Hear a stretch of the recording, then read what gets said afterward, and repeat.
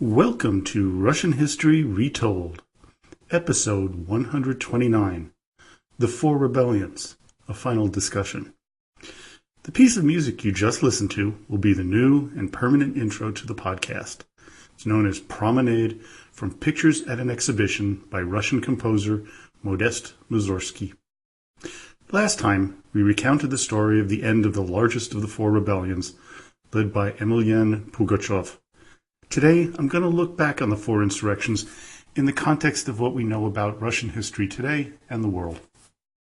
So what caused these four rebellions to become so large and violent? It can be said that it was because of the harsh conditions faced by the peasants that resulted in the explosion of hostility towards their masters. But that would be overly simplistic and mask the fact that the peasants represented a small fraction of the fighting rebel armies. The Cossacks played large roles in all of the insurrections, as did tribal interests like the Bashkirs, especially in the Pugachev rebellion. No, it was more than just bad conditions that played a role in this part of Russian history. One thing that we can say decisively is that the relationship between the centralized government and the average person was undergoing massive change during that time, much like the perceived changes going on here in America. Now, what I'm going to say here may offend some of you, but honestly, there's no intention here. I'm just trying to put historical events into perspective and not making any moral judgment. So if some of you are offended by what I'm about to say, I apologize ahead of time. The majority of the peasant population was deeply conservative and very anti-big government. From the time of Ivan the Terrible through the reign of Catherine the Great, we have a massive consolidation of power into the hands of the monarchy. In the United States, the corollary would be the presidencies of Franklin Delano Roosevelt through Barack Obama. Tea Party conservatives here in the United States want to go back to a time, idealized, that represented a period where people were freer to do what they wanted, with far less government intervention. This is exactly what the Cossacks, peasants, forced factory workers, and tribesmen wanted. The tribal peoples, many of whom were remnants of the Mongol invasion of the 13th century, remembered a time when they were autonomous and able to make their own laws and practice their own religion freely. The Cossacks wanted to go back to the time when they could fish where they wanted, to roam the land and do as they pleased. The peasants wanted their freedom from slavery, which was becoming more restrictive with each generation. As noted Russian historian Klyuchevsky put it, the state swelled while the people shrank. Today, there were those who, right or wrong, wished to return to a better time. But really, was the past any better? For the peoples in Russia during the times between 1600 and 1800, things got progressively worse indeed. Serfs were becoming more and more restricted in their movements and lives. Abuse of the people was actually legislated in some respects.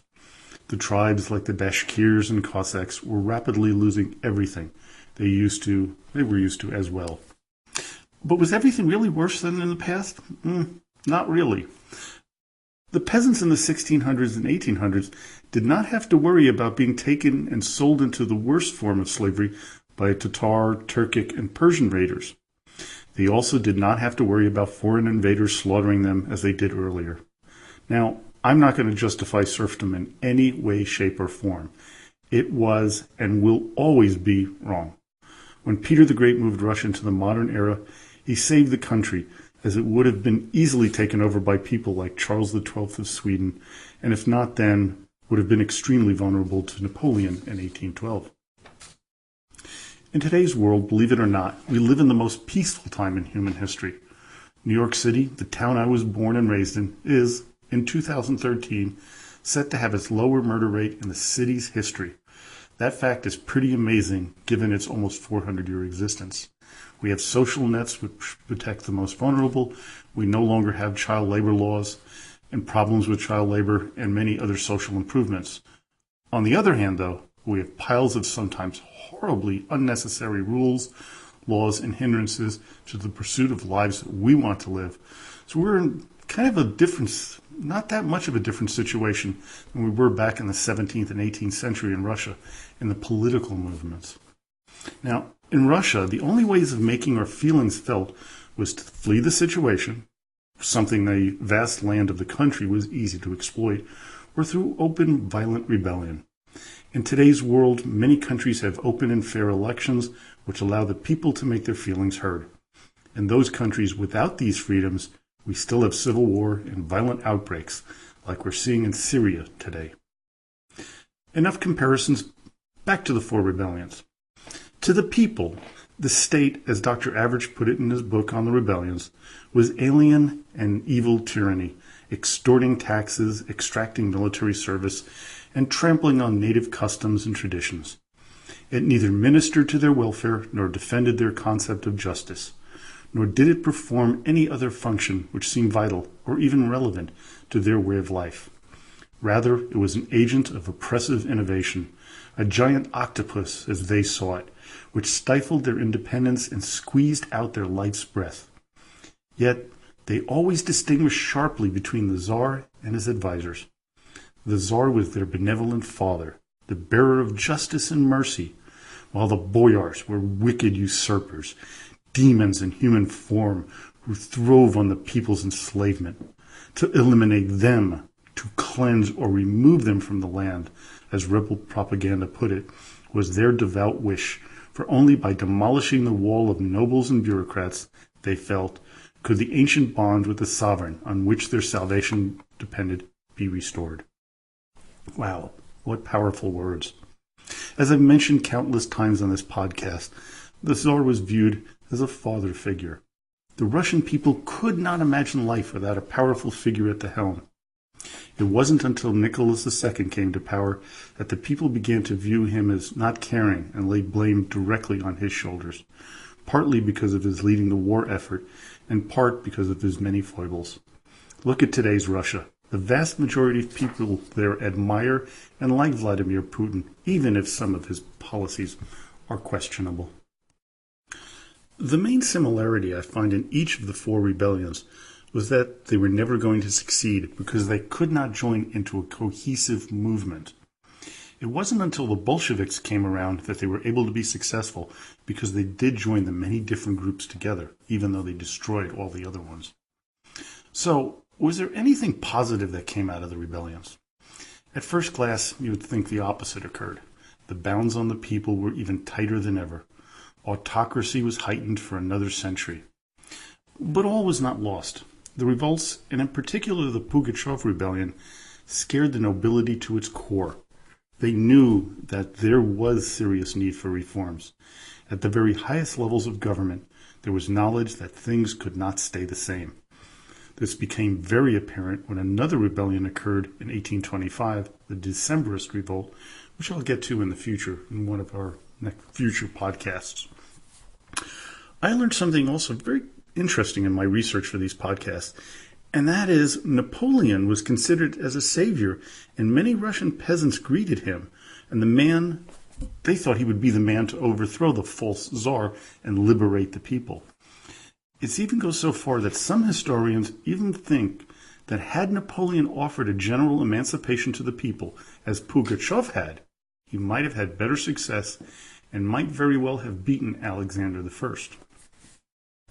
Another effect of the four rebellions was to keep alive the ideal of a revolution that could eventually succeed and bring down the oppressive government of the Romanovs.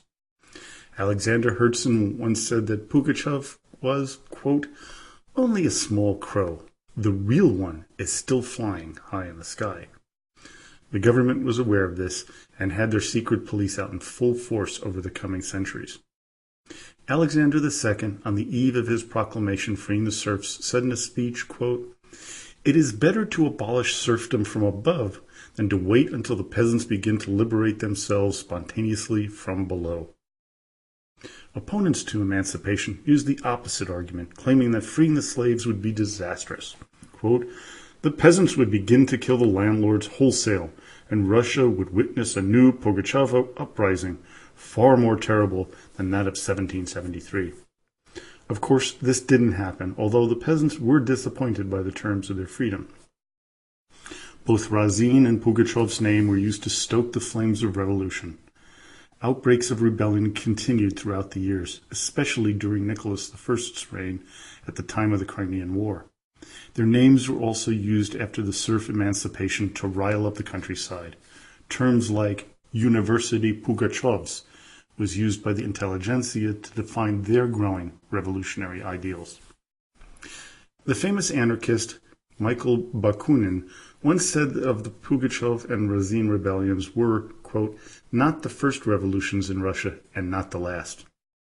He further went on to say, we must ally ourselves with the dowdy world of the brigands, who are the only real revolutionaries. The anniversaries of Stenka Razin and Pugachev are approaching. Let us prepare for the feast. How did the Marxists view the rebel leaders? As the father of Russian Marxism, Plekhanov saw Razin, he aimed to, quote, replace the new order with the old, and Pugachev looked backward into the dark recesses of bygone years. They held the common peasant and their backward ways with great disdain, but that did not stop them from using the peasant's anger for their own gains. As Zinoviev would say in 1924 when talking about Lenin's use of the peasants in the Civil War, quote, the joining of the workers' revolution with the peasant war is the most basic feature of Leninism, Vladimir Ilyitch's most important discovery. But this is not at all true, as it was the anarchist Bakunin who believed that the rebellions of the future would come from the common man, quote, uncivilized, disinherited, and illiterate millions. If you look back at the three great revolutions of the 20th century, those of Russia, China, and Spain, they occurred in relatively backward countries for their time. All the revolutions linked with peasant wars. There were a few similarities between the revolutions of 1905 and 1917 and the rebellions of old, because by the time the Bolsheviks took over, the Tsarist regime was in dramatic decline. The nobility was worn out, the church was in disarray, and most importantly, the wars that Russia was in at the beginning of the 20th century were going badly, namely Russo-Japanese War and World War I. The insurgencies of the 17th and 18th centuries were during times of war as well, but wars that went well for Russia.